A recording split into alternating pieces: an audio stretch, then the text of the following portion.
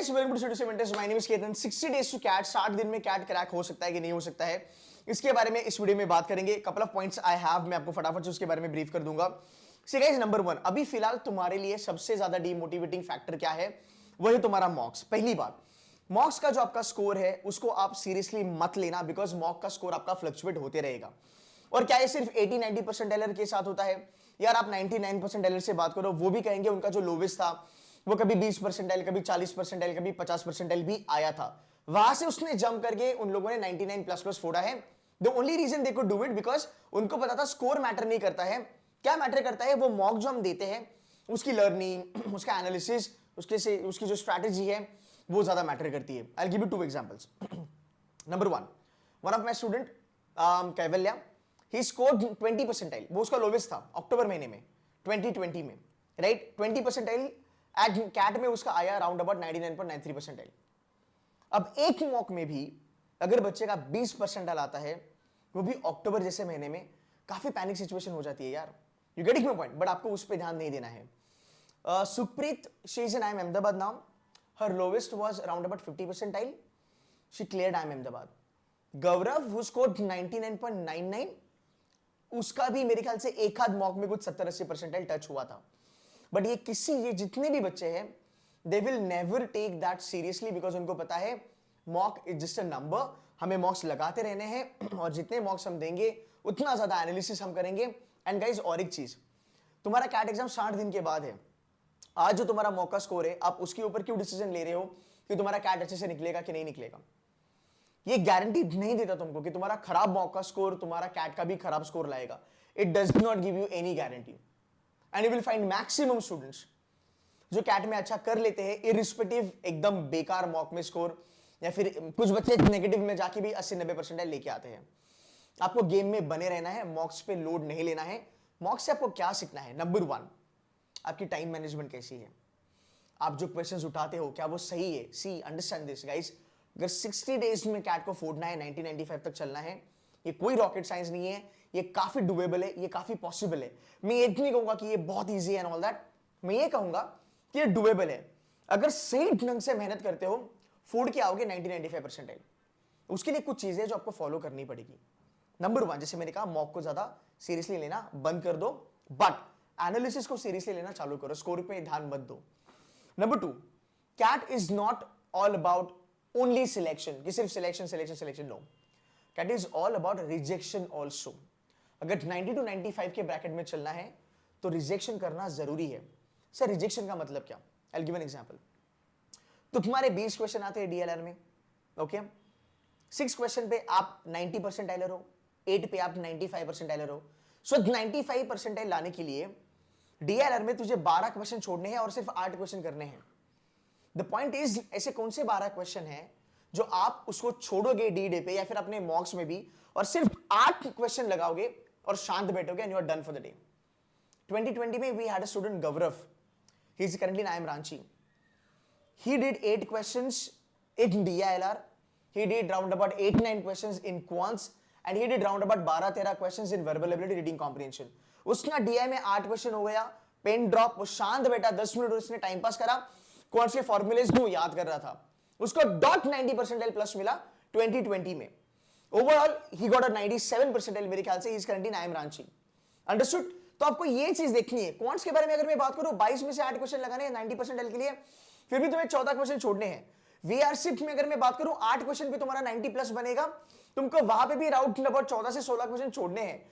So CAT is not only about selection, it's about rejection. कौन से question तुम्हें reject करने हैं, छोड़ने हैं, वो मॉक्स तुम्हें बताएंगे। ओके?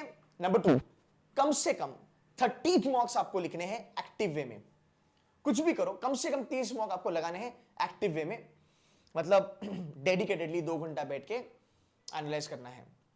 और इसके ऊपर भी आप कर सकते हो, आप 50 मॉक भी लगा सकते हो 60 दिन में। अब आप कहोगे अरे सर कैसे पॉसिबल है 60 दिन में 50 मॉक्स, राइट? देखो, मैंने एक वीडियो बनाई थी कल लाइव लेक्चर्स की, वो लाइव लेक्चर जाके देखना, जहां पे मैंने कहा है आप पैसिव मॉक कैसे दे सकते हो। पैसिव मॉक हर एक टॉपर देता है, हर एक टॉपर देता है।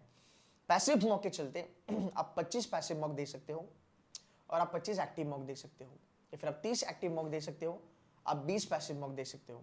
अगर आपने 50 मॉक बना लिए without worrying about the scores, without worrying about the scores, 50 mock में कम से कम 3-3,500 क्वेश्चंस आप देख लोगे, आप गो थ्रू करोगे, आप एनालाइज करोगे, और कैट में 90% आने के लिए तुम्हें कितना निकालना है? 25 क्वेश्चन। ओके, 99 के लिए तुम्हें कितना निकालना है? 45 क्वेश्चन। 3,500 क्वेश्चन प्रैक्टिस करने के बाद क्या तुम उतना नहीं कर पाओगे? अगर मैं डीएलआर के बारे में बात करूं, एट प्रेजेंट C2C में, as I talk to you guys, C2C में कम से कम डीएलआर के 300 से 350 सेट्स हो चुके हैं। क्वांट्स के मोर देन 1,500 क्वेश्चंस हम लगा चुके हैं। रीडिंग कॉम्प्रिहेंशन पैराजिमल के मैंने 12 लेक्चर्स करे, 11-12 लेक्चर्स मैंने करे हैं। इतनी अगर आप मेहनत करते हो तो आपका निकलना जाहिर सी बात है, there is no doubt about it, right? आगे चलेंगे। यार टारगेट ओरिएंटेड पढ़ाई करो। सर टारगेट ओरिएंटेड पढ़ाई का मतलब क्या? टारगेट ओरिएंटेड पढ़ाई का मतलब है आप एक डिसाइड करो कि तुम्हारा स्ट्रॉन्ग एरिया क्या है, तुम्हारा वीक एरिया क्या है। वीक एरियाज को आपको कंप्लीटली इग्नोर मारना है। बट अगर तुम्हें बात करूं तुम्हारे वीक एरियाज के बारे में, पहले बात ये जान लो क्या तुम्हारा वीक एरिया कैट का स्ट्रॉन्ग एरिया है। फॉर एग्जाम्पल, अगर आप कहोगे कि सर मेरा अरिथमेटिक वीक एरिया है, थोड़ा मेहनत कर उसको इंप्रूव कर। ओके, अगर आप कहोगे because arithmetic is important for CAT, अगर आप कहोगे कि सर मेरा मॉडर्न मैथ्स वीक एरिया है, भूल जा, don't do anything, leave it. Number system, leave it. 4 question आते हैं उन 2 सेगमेंट से, क्यों इतनी मेहनत करनी है? सर अलजेब्रा ठुका हुआ है, can I leave it? You can still leave that. Only arithmetic can give you 8 to 9 questions in the paper that can fetch you 90% plus. Geometry can fetch you around about 4 to 5 questions. Algebra can fetch you around about 5 to 6 questions. अगर आप देखोगे arithmetic itself 35 से लेके 40% आता है cat में। Arithmetic, algebra, geometry 80-85% आता है। इसमें से भी अगर आपको अरिथमेटिक में time speed distance and time and work में प्रॉब्लम है, you can still leave that, फिर भी आपको 90 से लेके 95% मैथ्स में, कॉन्स में आ सकता है। That's my guarantee. बिकॉज अगर आप 6 चैप्टर करते हो अगले 60 दिन में, ओनली 6 चैप्टर्स अगले 60 दिन में, मतलब एक चैप्टर के लिए 10 दिन आपको देने हैं जिसमें time speed distance and time and work नहीं आता, आप 6 क्वेश्चन पे भी 85% निकाल सकते हो क्वांट्स में आराम से। 2 क्वेश्चन अलजेब्रा के उठा लिए, 2 क्वेश्चन ज्योमेट्री के उठा लिए, 10 क्वेश्चंस में आप 95% प्लस हो क्वांट्स में। It is that simple, it is not rocket science. बस ये चीजें आप एग्जीक्यूट करना चालू करो। कंसिस्टेंसी आपकी होनी चाहिए, डेली बेसिस पे 5 से 6 घंटा आपको पढ़ना होना चाहिए। अब 2 घंटा क्लास को दोगे, 2 घंटा लेनर को दोगे, 2 घंटा वर्बल को दोगे, और 1 घंटा आप रिवीजन को दोगे। प्रॉपर का फंडा होता है, एक अच्छा बच्चा एक प्रॉपर ज्योमेट्री इंजीनियर लाता है, they is focus lot on revision. आपने ये देखा होगा, आपने चाहे से फेस किया होगा, पिछले 2 इंग्लिश में पैराजंबल काफी अच्छा आ रहा था, मेरा अरिथमेटिक काफी अच्छा हो रहा था, अब मेरा पैराजंबल का एक्यूरेसी खराब हो गया, ये चीजें होती रहेगी, रिवीजन पे ध्यान दोगे तो। तो 2 घंटे 1 घंटा आपको रिवाइज करना है, आपको पहले होगा 30 से 50 मिनट से पढ़ना है एक्टिव और पैसिव का कोऑर्डिनेशन करके, ठीक है? आपको समझ के साथ रिवीजन में ज्यादा काम करना है। और प्लीज रिमेंबर, वीकनेस के ऊपर ज्यादा ध्यान मत दो, सिलेबस के ऊपर ज्यादा ध्यान मत दो। आगे इतना सिलेबस है, for example arithmetic, algebra, geometry, हां तुम्हारा मॉडर्न मैथ्स, नंबर सिस्टम, कितना ज्यादा सिलेबस है। कैलकुलस सिर्फ 8 क्वेश्चन अरिथमेटिक की कैन गेट यू 90%। सो वो वेरी सिलेक्टेड और टारगेट ओरिएंटेड अपना पढ़ाई करो। और तो क्वेश्चन ओरिजिनल कौन आ सकता है आपको, अगर आप कैटेगरी के बच्चे हो, मीडियम जा सकते हैं, अच्छे से जेनरल में जा सकते हैं, तो उतना तो कर पाओगे। और तो हां ये सारे में यहां तक तो कर, तो गेम में बने रहो, छोड़ना मत, समझा? छोड़ना मत। अगले 60 दिन में a lot can do, I mean a lot can happen and you can do a lot of stuff। 1995 में आपको काफी अच्छी खासी बिस्किट्स मिलेंगे। Fine, last but not the list, अपनी वीकनेस को, अपने प्रेशर को अवॉइड करो। प्रेशर के बारे में मैं एक एग्जांपल दूंगा, काफी बार बताया मेरे लाइव सेशंस में। विराट कोहली ने 950 दिन, मतलब तकरीबन 3 साल, एक भी सेंचुरी नहीं मारा, फिर भी वो बंदा हर मैच में खेलता था, हर मैच में सेंचुरी लगाने की कोशिश करता था, उस एटीट्यूड से वो जाता था। 3 साल, इमेजिन करो कितना ह्यूमिलिएशन, कितना क्रिटिसिज्म उसने सहा, वो गेम में बना रहा। आप जानते हो कि कुछ लोग 3 साल इंडियन टीम में रह भी नहीं पाते, 3 मैच 4 मैच के बाद करियर खत्म। विराट कोहली 3 साल तक बना रहा, प्रेशर झेला, गेम में बना रहा।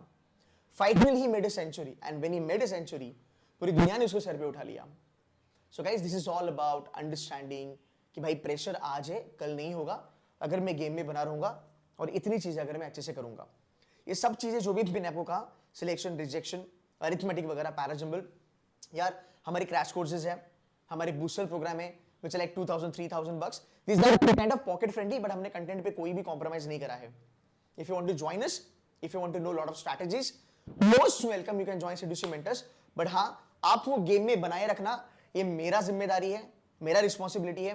आपको जो शेड्यूल बताया जाएगा, जिस तरीके से आपको कहा जाएगा पढ़ाई करो, बस आप उस तरीके से पढ़ाई करो and you should be able to get a good percentile. So guys, at the end of the day, it's all a mind game, okay?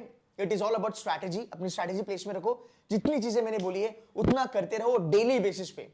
If it's a good day, if it's a bad day, doesn't matter. Daily basis पे 6-7 घंटे पढ़ना है तो पढ़ते ही रहेंगे and you should be able to get a good score in CAT examination. Guys, that's it from my side. Thank you so very much for watching this video. Take care. Bye bye.